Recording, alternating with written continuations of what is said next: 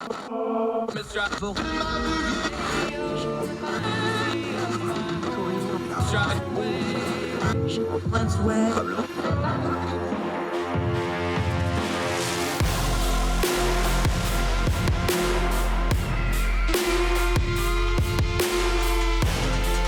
your host, Andrew Donaldson. This is Heard Tell. Welcome to Heard Tell. It's a Thursday, April the 7th, year of our Lord 2022 rolls along, getting into April. Boy, the year just goes fast, don't it, folks? Hope you and yours are well wherever you are, across the street or around the world. I'm Andrew Donaldson. Welcome to Heard Tell. We got a couple different stories. We're going to try to turn down the noise of the news cycle on today. There's some trouble over in Pakistan. A lot of international news focusing justly on Ukraine and Russia, but there's some stuff going on in Pakistan we need to touch in on briefly just to keep an eye on in the future. Also, great story in the program of a guy. They're going to take him to MIT and scan his brain and see how it works. Why? Because they want to know how he can speak practically any language he hears. He speaks over 30 of them, at least in part, and counting. And he even tried to learn a new one while getting his MRI scan from the people doing it. An amazing story that we'll end our program with. Also, we've covered the primary in Ohio, the GOP primary for the U.S. Senate seat there. It is a dumpster fire. It is another embarrassment. And two of the primary candidates in that race, Josh Mandel and J.D. Vance, have really embarrassed themselves with their new campaign ads. We're going to touch on that in a little bit. Great guest today, Lindsay Keiser. We're going to talk about gas, natural gas. That is the driving force behind a lot of what Russia is doing geopolitically, how they artificially created a crisis before they invaded Ukraine, and how those two things probably go together now. How you're not going to deal with Russia unless you deal with Gazprom. What is Gazprom? Folks need to know about that. And some of the things we need to be doing here, infrastructure-wise and policy-wise, to be not only more energy independent, but to be an energy exporter to our friends and colleagues on the other side of the globe so that they have friendly hands instead of foreign powers to have to deal with. Lindsay Keiser on the program today talking about that, another Young Voices contributor. But first, let's start right here with Russia and the Ukraine. The senior administration official has come out and said something that is just not true. From the Washington Post here, top White House official says Russia has been, this is a quote, completely ostracized from the global economy because of its Ukraine invasion. This is part of a new sanctions package that's being rolled out because of the war crimes that are being discovered daily. We covered some of those on the program already. The problem is here, on its face of it, that's just not true. Now, if they had prefaced it by saying they have been ostracized from the West, they've been ostracized from Europe, they've been ostracized from freedom-loving countries, then that would be accurate.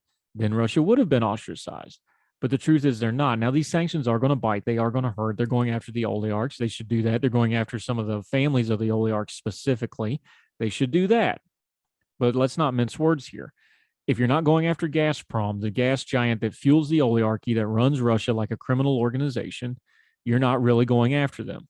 And China is not boycotting them. And large parts of Africa is still doing business with them. And large portions of the Middle East are still doing business with them. And parts of Asia are still doing business with them. They're cut off from the West, but they're not cut off.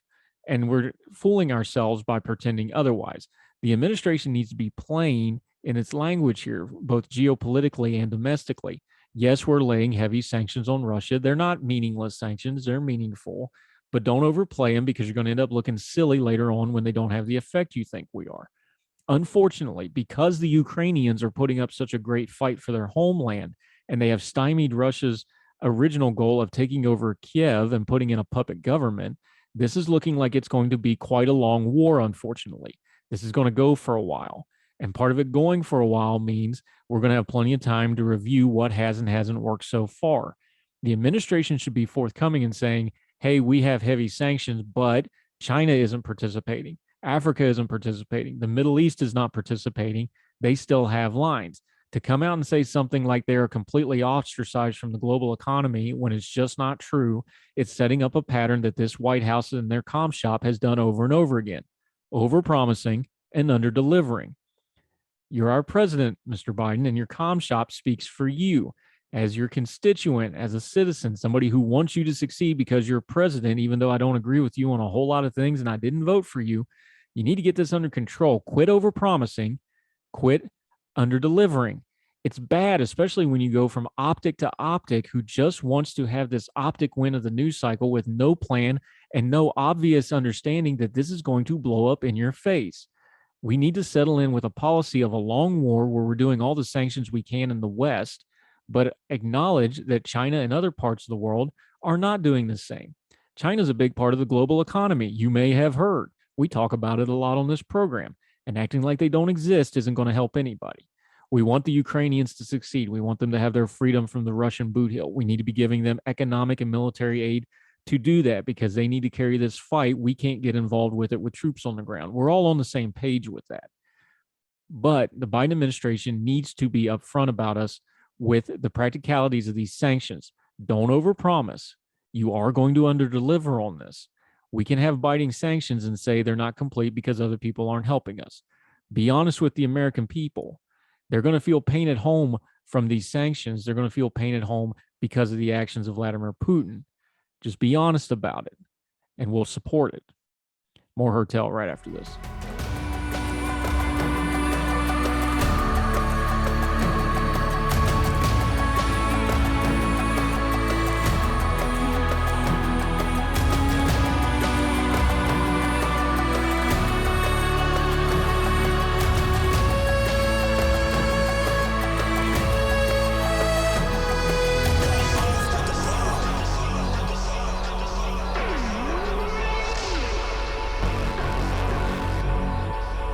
Welcome back to Hertel. We've covered the Ohio GOP primary for U.S. Senate a couple times on here. We had Brady Leonard on to talk about it. The two of the principals in that, J.D. Vance, who you well know I do not care for a multitude of reasons, and Josh Mandel, who's on his third attempt to try to get this Senate seat, are two of the people involved, and they are the fuel that is stoking the dumpster fire that is this primary. They both came out with ads that are, quite frankly, embarrassing. JD Vance's, you can go and watch these. We'll link to them. Starts his raise out, are you a racist and do you hate Mexicans? It kind of goes downhill from there. Josh Mandel is him walking on the Edmund Pettus Bridge in Selma, talking about how he's not a racist. If you think those sound cringy, just wait until you actually watch the ads. But anyway, I wrote in Ordinary Times about both of these. And again, watch the ads first before you read what I wrote about in my piece at ordinary-times.com. We have them right there. You can watch them. But I wrote this. I said, there's plenty in both those ads if you really want to dissect them. But J.D. Vance's last line of, because whatever they call us, we will put American first, that's quote, is as good a place to start as any. They versus we is the heart of the American first sloganeering and the base instinct pandering on things like race, immigration, and other issues. Folks who use America first as a sort of abracadabra to make whatever they said before or after fully justified. The underlying premise isn't what puts America first, but who gets to define what America is and who is entitled to be an American. It isn't new, creative, or terribly original. Vance's blaming of immigrants for everything up to and including his mother's own addiction, which he detailed in his book Hillbilly Elegy, would fit right into the anti-immigration sentiments of the late 1800s or the early 1900s, or as Vance proves today. Illegal immigration is a problem to solve, but why do that when you can blame death, destruction, and Democrat electoral wins on it instead? Them is to blame, don't you see? And no matter what them say, we're the true Americans, don't you know? No need for accountability, restraint, or anything but the unbridled, passionate righteousness of we versus the otherized, dehumanized, and un-Americanated them. Meanwhile, Josh Mandel went to Selma and learned absolutely nothing. The bridge has become a place for politicians and others to come and get a photo op, but what Josh should have done is gone and read Dr. Martin Luther King's letter from Birmingham jail. That's not as popular, of course, and not just because there isn't a video of it or landmark that still stands to go and get your picture taken in front of. For Mandel, a candidate who declares over and over again his target audience, he will legislate if elected with, quote, this is him directly saying, with the Constitution in one hand and the Bible in the other, end quote, there would be real lessons to learn there, unlike the oft-quoted judge by the color of their skin portion of King's I Have a Dream speech that Mandel bastardized into, and this is a direct quote from the ad, Martin Luther King marched right here so skin color wouldn't matter. In his ad, Josh isn't advocating for equality in a segregated country the way King was to a national audience. Mandel is demanding on behalf of his core audience that the problem just go away and not be talked about at the detriment of those who still have legitimate issues to be worked out. King's missive from that jail cell, directed at Christian church leaders, by the way, in the South, holds unlearned lessons for the obstinate ones who use the demand of colorblind society more as insulation from the hard parts of living in a diverse, pluralistic society than a noble goal of humanity. The duplicitous nature of using such a term to end debate and silence legitimate grievances certainly fits King's assessment of overtly religious people who, on the issues of race, direct quote from the letter of Birmingham jail right here, stands on the sideline and merely mouths pious irrelevancies and sanctimonious trivialities. But come to think of it, pious irrelevancies and sanctimonious trivialities is a pretty good caption to why both J.D. Vance and Josh Mandel are unfit for office. Both have well-documented past statements and views that are contradictory to their latest public personas. The Harvard-educated, Silicon Valley-enriched Vance and the twice-failed Senate candidate Josh Mandel are trying to surf the current waves of Trumpian sentiment to high office in the state dubbed the cradle of presidents.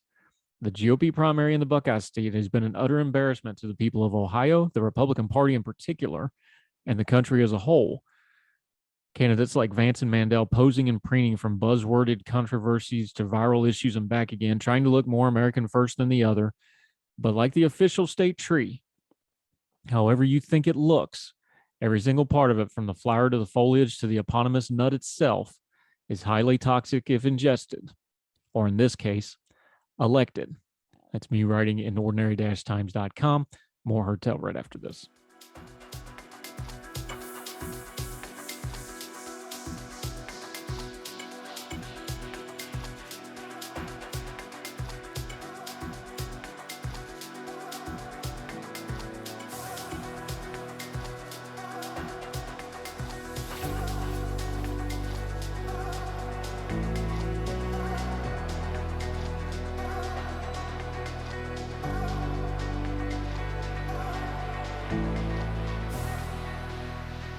Welcome back to Herd Tell. We got another one of our great Young Voices contributors. Excited about this one. This is going to be a good conversation. We're going to talk a little gas, natural gas, and things that are going on in the world. Lindsay Keiser, she's a student at the University of Michigan. She's been writing quite a bit about this in a lot of places like International Apology Digest, Detroit News. Lindsay, thank you so much for the time today. Thanks for joining us. Yeah, thank you so much for having me. Let's start big picture, because we talk about Russia's natural gas and their energy production, and we talk about the geopolitics of it. Let's get the nomenclature right for folks. Gazprom.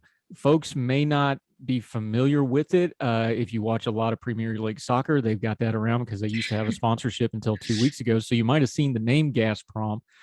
That's what we're really talking about here, because Gazprom, that's the energy giant out of Russia. That also has all the ties with the oligarchs. That's where this whole ball of mess kind of starts, is with Gazprom. So work us through that so that we know what we're talking about here. Yeah, certainly. You know, it's funny, Andrew, within the last maybe year and a half, Gazprom, which used to supply 35% of European natural gas throughout Europe, like not even just domestically within Russia, but throughout the whole continent.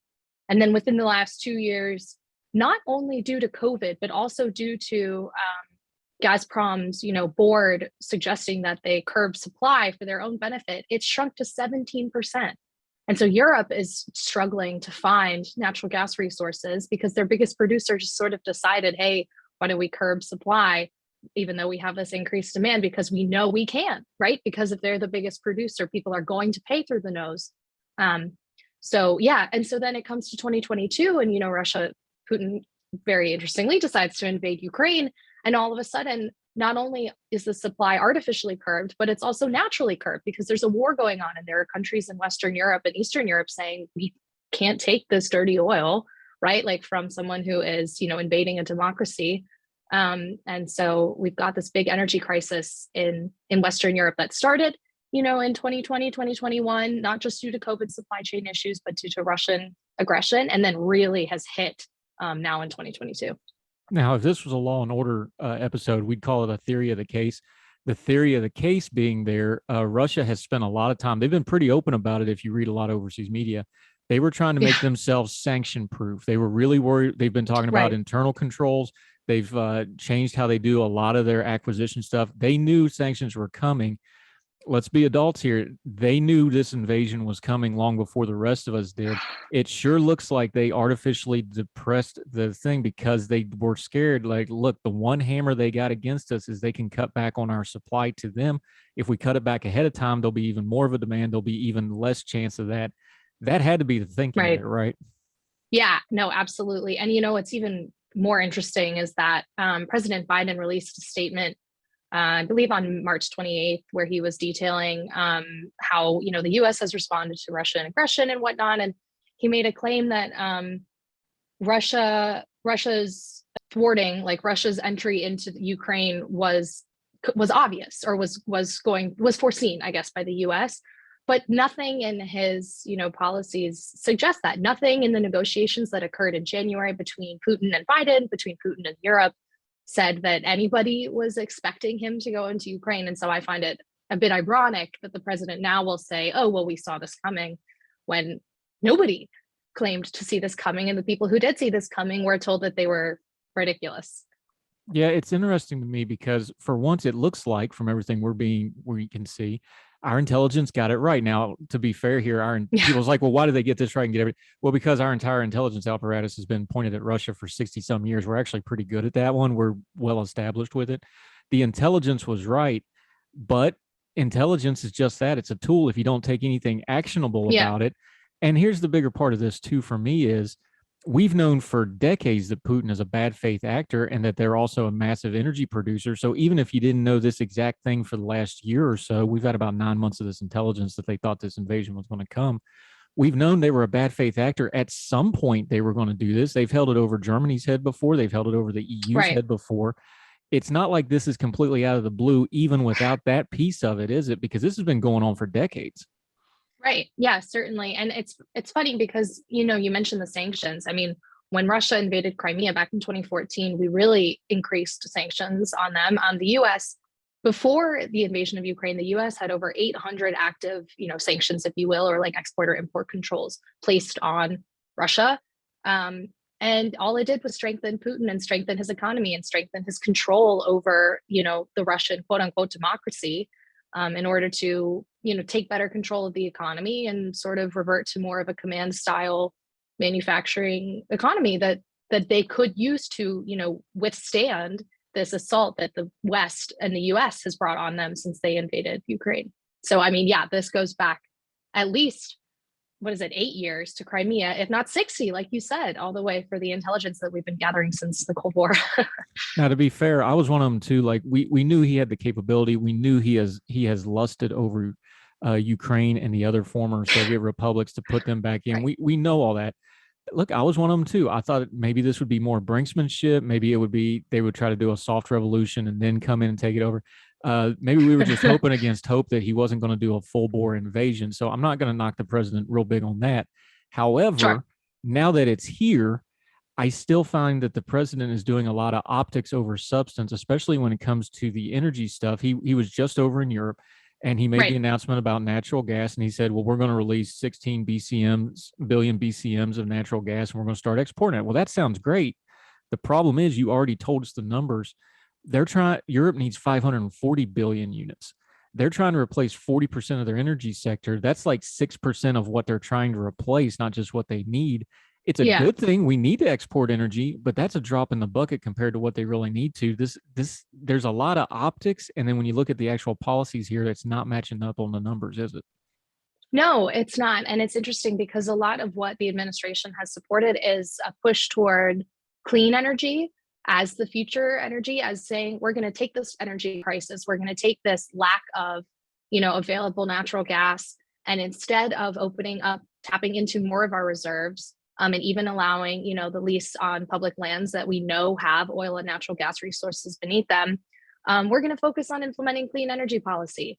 And, on the one hand, like, that's fantastic, right? Like, clean energy should be the future of energy policy. I think, of course, almost everybody would argue that clean energy is ideal in the long run, to help mitigate climate change. But we have people in Ukraine with no homes.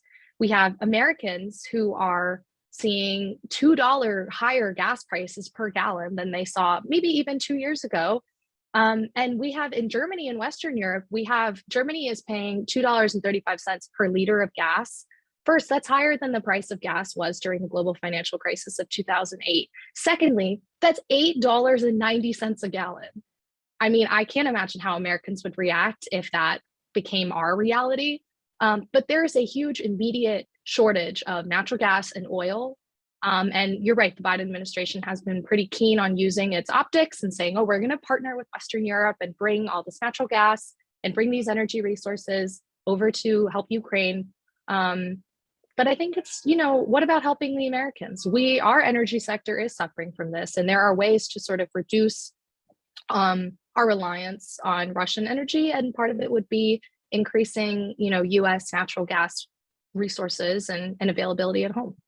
Yeah, talking to Lindsay Keiser about gas issues around Ukraine and our own export-import capabilities. We're going to talk about our own importing and exporting of, but just to finish up in Europe before we come back off of Ukraine, folks probably don't realize, they understand Russia's an energy giant. Almost all those pipelines for Russia, this is why they were trying to do the Nord Stream. They were trying to cut off Ukraine and go around it. Just explain to folks the A to B part of this. We're talking about it in big picture geopolitics.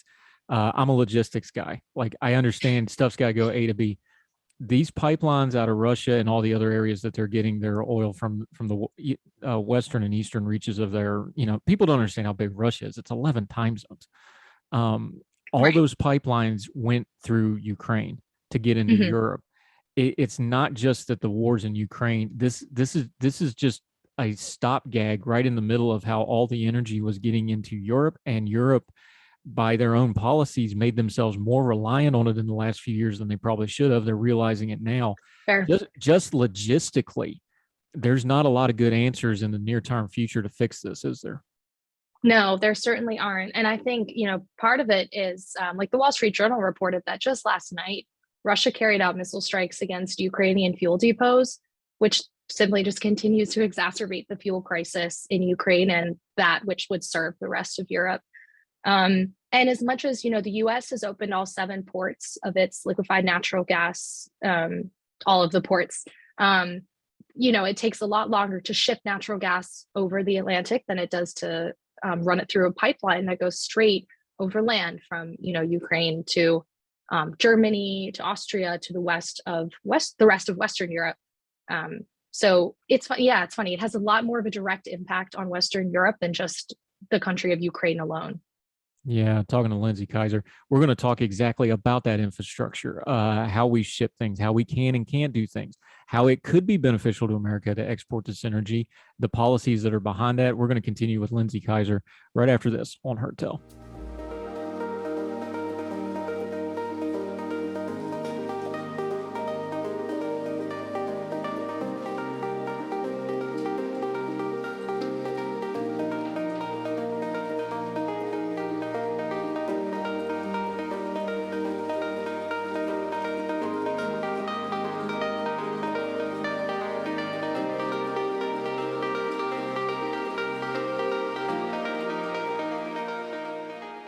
Welcome back to Heard Tell. We're having a great conversation with our friend Lindsay Keiser, talking gas, natural gas, as a matter of fact. Again, I'm a logistics and transportation guy. I like to make this stuff into A and B stuff because that's the world I lived in. It's served me well in dealing with politics because you get to cut through some of the noise. The fact of the matter is this stuff has a process to it. And it's great that the president was saying we're going to ship all this natural gas. You already touched on it, though. Now we're talking transatlantic shipping. We can do all that, but it takes time. The shipping routes and logistics that are going to take months. And like you mentioned a minute ago, let's talk infrastructure here for a minute, because we have 7 liquefied natural gas processing plants on the East Coast and the Gulf Coast, for obvious reasons. Because when we're talking about pipelines in America, pipelining that stuff to the ports is the part of that you need to really export this energy. So now that we mentioned the deal for 15 billion cubic meters of gas going to Europe. Yeah. They want to scale that up to 50 billion by next year. But to really do stuff like that, you have to have the pipeline infrastructure and you have to have the port infrastructure. And this isn't Biden's fault because he's only been in office for years. We have neglected this kind of infrastructure for decades for various reasons, from economical to political to environmental. Sure. These are the things that you have to be doing all the time ahead of time, because when the crisis comes, they're years away and it could have been a solution right now, isn't it? Right. Yeah, absolutely. And, you're right, of course, that the lack of pipeline infrastructure is something that has sort of dominated American energy policy since long before President Biden was in office. But it certainly doesn't help that he has fought tooth and nail to keep the Keystone XL pipeline closed, something that a lot of congressmen have fought to reopen, including Congressman Pete Stauber from Minnesota. And the thing about reopening Keystone XL is that it would really improve natural gas availability in the U.S. And it would also help Europe avoid, supporting a brutal regime to maintain its own energy security. But yeah, it's a tough look, and it's also interesting because it goes back to this thing about optics, right? It's like, okay, so you really do want to help Western Europe get its oil and gas, imported from the U.S. That's fantastic, and yet you won't support the infrastructure that's necessary in order to make that pipeline, dream like a reality. We talk about the pipelines, and I understand there's environmental concerns. But when the pipelines, though, and I know there can be leaks and things like that.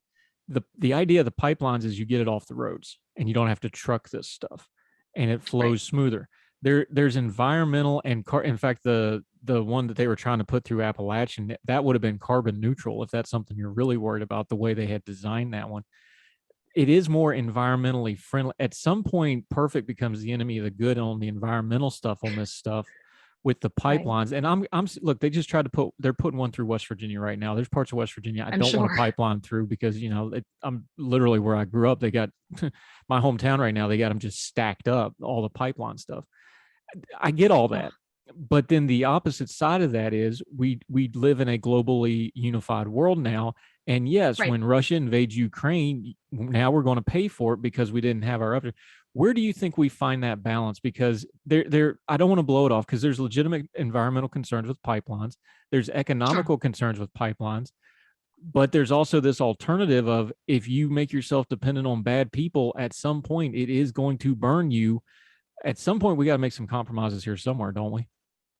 Absolutely. And I think, one funny thing that something you mentioned reminded me of is that President Biden has gone on to meet with, I believe it's Saudi officials and other officials in Middle Eastern countries about securing more oil and natural gas resources.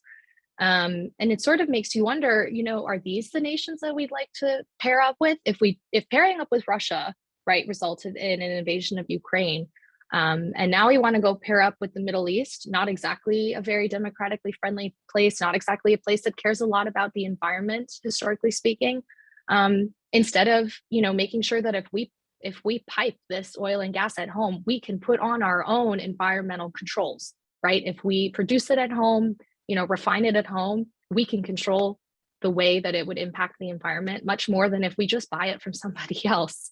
So I think it's another question that goes into understanding the balance between improving domestic energy supply or buying it elsewhere and not having that environmental burden on our own land.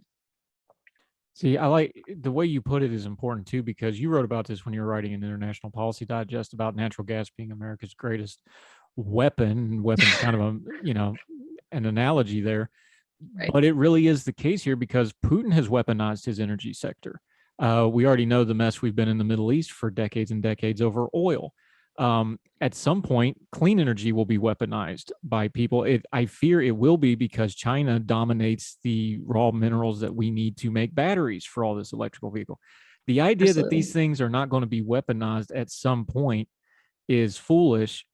Shouldn't we treat resources like natural gas, like the raw minerals that are needed for batteries for the EV stuff that's coming in the future? Right. Shouldn't we treat these things as strategically important geopolitically and not just, I think we compartmentalize this stuff too much, like, well, this is an energy issue or this is an environmental issue. Shouldn't this be more of a holistic, may not be the right term, but this stuff all goes together. Shouldn't we approach it that way so that we're seeing it in a healthier manner of like, look, we need to make a little bit of a compromise on the environmental part of this, and we're going to make a little bit of a compromise on this because we're going to keep us out of a geopolitical war. Shouldn't we be thinking about it more that way instead of just getting in our niche little policy sectors and not putting it all together into a complete picture?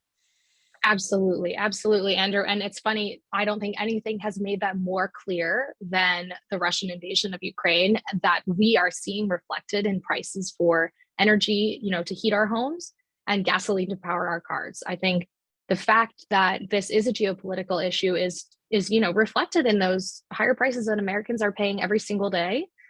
Even though we have not sent any troops to Ukraine, we have sent limited military weaponry to Ukraine, if that, and we've sent maybe humanitarian aid. That's about it. And the president said, we aren't going to get fully involved. And yet it feels like everyone's fully involved in this crisis, just given, the skyrocketing inflation and higher prices for energy at home and for our cars. So yeah, I think it's more evident now than ever that energy, and whether it's clean, nuclear, oil, gas, even coal, it's a geopolitical issue. It's not just an environmental issue or an energy, only issue. We've talked about the big picture, and let's take this down to the people level, the personal level. Something that I'm concerned about, and a lot of other people are, this looks like it's going to be a long war, especially with the redeployment that the Russians they're not retreating, they're redeployment, folks. Don't let anybody tell you different. This is going to be a long war. Again, this is 40% of the energy that, especially the natural gas, that Europe needs. You can go look at a map. Europe is on the longitude with Maine. They're a lot more north of us. Winter is a big deal in Europe. Not to go Game of Thrones, but winter is coming. I know it's, April, but we're going to get into May, June, July, and all of a sudden you're into winter. This is going to really, one of the reasons they announced this deal with President Biden is they're trying to get this stuff online this summer because they're looking at the metrics. They're looking at the supplies. They're looking at the price of this stuff, and they're seeing winter coming. This is going to be a very ugly thing in Europe come winter if there isn't some pickup on some of these things. So we're talking about sanctions and supplies. There's a lot of people that are going to get real cold come this winter if something doesn't give. And then you're going to be into a secondary crisis of, cold elderly people, folks that don't have energy for the winter. Talk about the human aspect of this, because when we're talking big policy, sometimes we lose that. This is how people heat their homes. This is how people cook their food, especially in Europe, which is gas dominant still. Talk about that part of it, because that's what's going to be the headlines in August, September, October, when the panic sets in if we don't do something now to try to fix this, right? Absolutely. Yeah. And it's, I feel like I'm in a place of luxury to sit here and complain about higher gas prices and higher energy prices, but at least we still have it. It's still being, pumped into, the gas stations and pumped into our homes. But there are a lot of people in Ukraine and in the surrounding Central European regions that can't say the same, and certainly won't be able to say the same in the winter if the US doesn't increase its exports, and if we can't get this situation, well, maybe it's not our problem, but if someone can't get this situation in Ukraine under control. And I think, there's another aspect of natural gas that we haven't touched on yet, Andrew, which is that it's used to make fertilizer in a lot of instances, which of course helps grow crops. And we are currently in the US already experiencing a bit of a food shortage and higher food prices. And then globally, without having natural gas to make fertilizer, you simply just cannot grow food.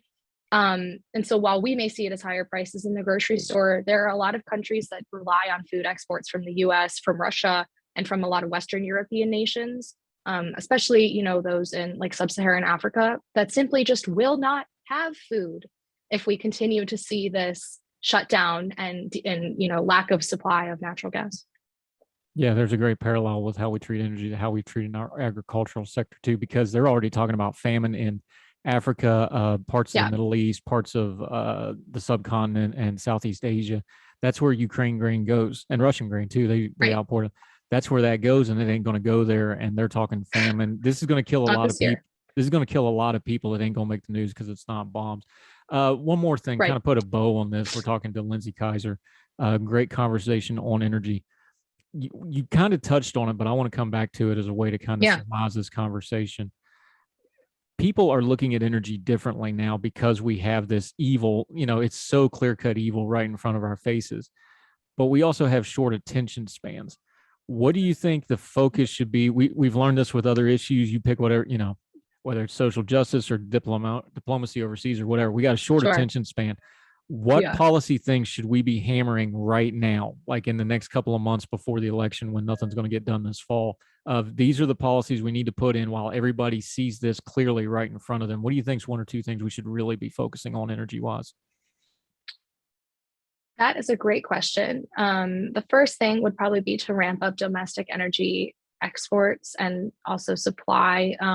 There is, currently a moratorium on using public lands with energy and gas or natural gas and oil resources. I think, and of course, that's done with sort of the climate in mind, but a problem like this, what some people have called the Third World War, right?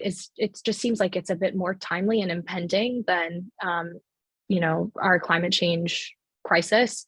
So I think, increasing the amount of American natural gas supply would be first, whether it's allowing Keystone Pipeline to go back into business, providing the infrastructure funding necessary to complete all of the pipelines that, projects that were started and then abandoned by different, administrations. Let me ask you this then real quick. Yeah. The thing about the public lease lands, explain that to folks real quick, because they hear that all the time. It's like, oh, drilling on public land. These leases are long-term, they're existing, they're already there, but there's two components of it, because they're there, but then they still have to be developed by the companies. But then there's still a lot of regulatory layers that the government puts on top of that. There's a big dance that goes on there. Just kind of explain that to folks real quick so they understand what we're talking about. Yeah, like when you have like a lease to sort of get oil or natural gas out from public lands, that lease may be, very, very long, like it might be years and years long, but because different administrations have different priorities when it comes to energy, there's a lot of red tape that has to be gone through and has to be dealt with in order to actually access and tap into those reserves. And it's like every 4 to 8 years, you've got someone telling you can either tap into it or you can't, right? And that's not very sustainable. That certainly isn't helping us move toward a more effective energy supply, like regulated and consistent and sustainable energy supply.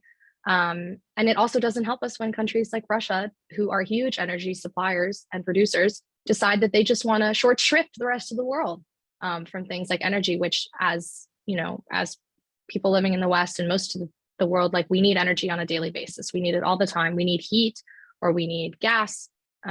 So yeah, there's definitely we need to focus a lot more on being able to tap into those reserves that we have, whether or not they're on public lands, get through that red tape that has caused years of like poor supply and confusion surrounding what we have access to and what we don't, and get energy back in the hands of Americans at a reasonable price. Yeah, it's important what you just said there, because that's the motto for foreign policy: is you have to be consistent and coherent. Our energy policy has not been consistent and coherent, and it needs to be. Lindsay Keiser, great work today. Appreciate the conversation. We'll have you back, but until we get you back, let folks know where they can follow you, where you're writing, and your social media, so they can keep track of you until we get to talk to you again. Yeah, it was such a pleasure speaking with you, Andrew. You're welcome to come follow me on Twitter at Keiser_Lindsay. And also on the Young Voices website, you can just search up Lindsay Keiser. But this was great. Yeah, we're happy to have you. We will definitely have you back. Enjoy summers in Michigan, which are wonderfully pleasant because you pay for it all winter long. My old company was headquartered in Ann Arbor. Going up there in January was always fun. But Lindsay Keiser, great job today. Appreciate the conversation, and we'll talk more. Talk to you soon. Thank you. Thank you, man.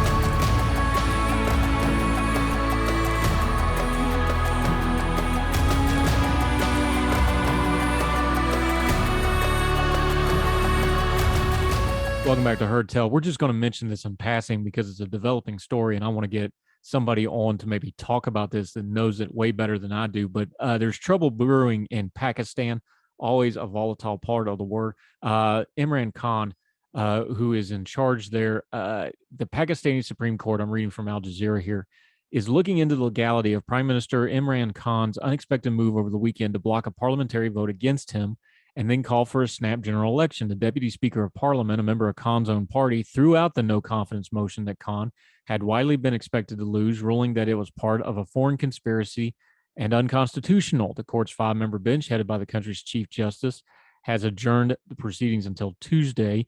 Legal experts have now said the court rules on Khan's move could have major implications for democracy in Pakistan, where no prime minister has yet fulfilled a full term and where the military has ruled for nearly half a century of the country's history. It goes through some of the different outcomes. The court can legitimize Khan's actions. The court can overturn Khan's actions. Khan can actions deemed illegal, but polls happen anyway. They've already called for an election to occur, so the court may just punt on this, not let it interfere, and let the election take care of it. No matter which way you slice it, this is something we need to pay very close attention to. Part of our actions in Afghanistan were always going to be tied to Pakistan. Pakistan, of course, has long-running rivalries with India, the world's largest democracy, that they have shooting conflicts with frequently over Kashmir and other regions. Pakistan is sandwiched in a very important part of the world. They are supposed to be one of our allies. Sometimes they are. They can also be a rival in a lot of areas. Sometimes they are. It's a complicated part of the world that we need to keep an eye on, even with all the noise of the news cycle and all the other international news like Ukraine and Russia. Pakistan will have something to say about that as well. Important stuff. We always want to mention things going on in the world. Keep your eye on Pakistan over the coming weeks. We'll do more Heard Tell right after this.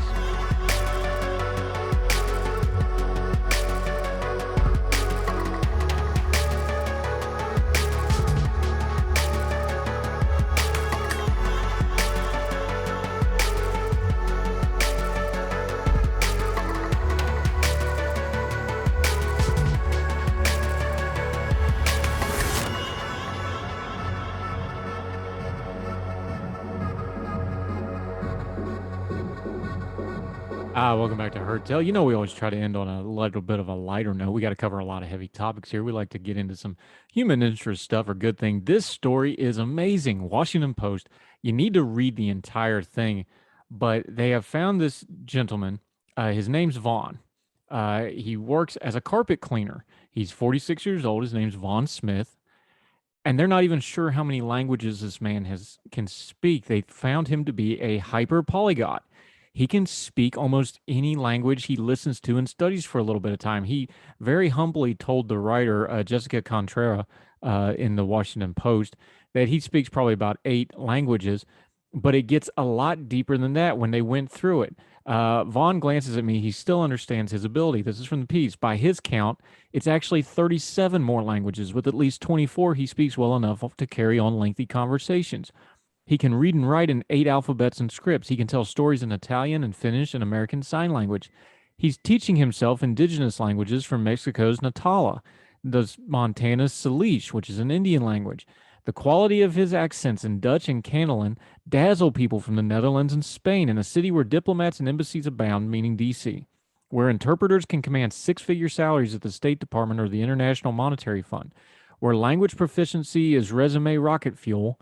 Vaughn is a savant with a secret, a real live polyglot, Kelly said, one of the experts.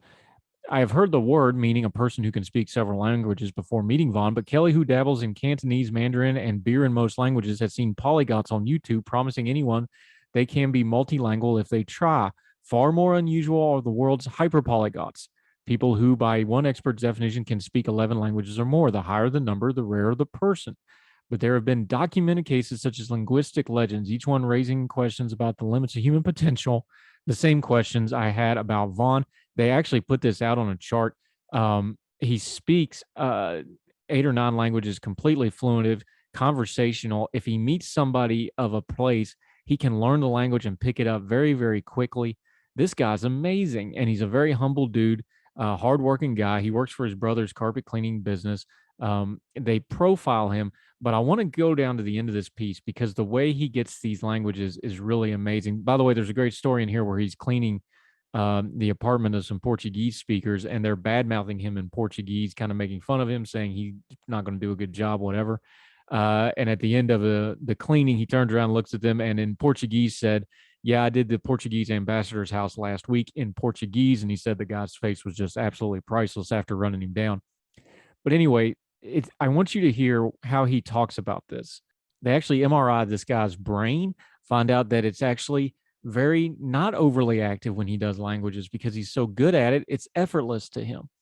But I want you to hear how he looks at these words. It's possible that Vaughn was born with his language areas being smaller and more efficient. This is off the MRI scan. It's possible that his brain started out like mine, but because he has learned so many languages while it was still developing, his dedication transformed his anatomy. It could be both. Until researchers can scan language learners as they grow, there's no way to know. But even without the answer, even before we had the scans back, Vaughn had what he came to MIT for. I got to practice Lithuanian today. Back in the piece, he actually starts talking to the guy that's doing the test in Lithuanian just off the top of his head. He says to a friend on the phone as we navigate Boston's airport, Catalan, Spanish, Russian, and a little bit of Korean. He's bouncing as he talks about all the connections he made in a single day with researchers and the strangers he's introduced himself to. This is why I discovered getting to know Vaughn. By putting in the effort to learn someone's language, you're showing them that you value who they truly are. I wonder if Vaughn will ever see that same value in himself. At that very moment, I asked myself that question. Vaughn tells his friend on the phone, quote, I just feel like work-wise, I got to do something else. I need to figure out how and what to do. It's not going to get better unless I do something. I've never heard him talk like that before. At our gate, I ask him how he's feeling. He is thinking about the way the Harvard and MIT neuroscientists spends the day asking him questions, not just for their research, but because they wanted to understand how, in their own language learning, they could be more like him. It's really comforting, Vaughn says. I always wonder, it's like, how do I compare on a larger scale? What if this is really nothing to be excited about, but they'd be excited and now he could be too? I'm not some worthless person, he says. Then he pulls out his phone and opens his Duolingo app. He's on a 330-day streak of practicing Welsh, and he isn't about to break it. What an amazing story. Go read the whole piece. Washington Post. It's titled The Remarkable Brain of a Carpet Cleaner Who Speaks 24 Languages, and it has a cool little graphic where the languages changes to the different languages. What an amazing man. God bless him. That's the end of our good news for the day. Somebody who has an amazing brain was just waiting for somebody to discover it. And that'll do it for this edition of Heard Tell. We hope we picked your brain and you learned something from the day. Once again, if you missed yesterday's episode, the entire episode with Delegate Danielle Walker, a lot of strong response. We're very proud of that interview. Please go check that out on the YouTube page, on all the podcasting platforms, on the Big Talkers Facebook page. We'd really want you to make sure you get to see that. If you missed anything from today's show or any other show, make sure you're subscribed. Facebook, all the podcasting platforms, just pop in Heard Tell or my name, Andrew Donaldson. It will come right up for you. You can reach out to us, heardtellshow@gmail.com, heardtellshow at the Twitter. We'd love to hear from you. Might even make it part of the show. Be nice, keep your bearing. You never know. And until we see you again tomorrow, we hope you're well. We hope you are well fed. And we'll talk to you again for our next Heard Tell. All the music on Heard Tell is provided under a Creative Content license from monstercat.com.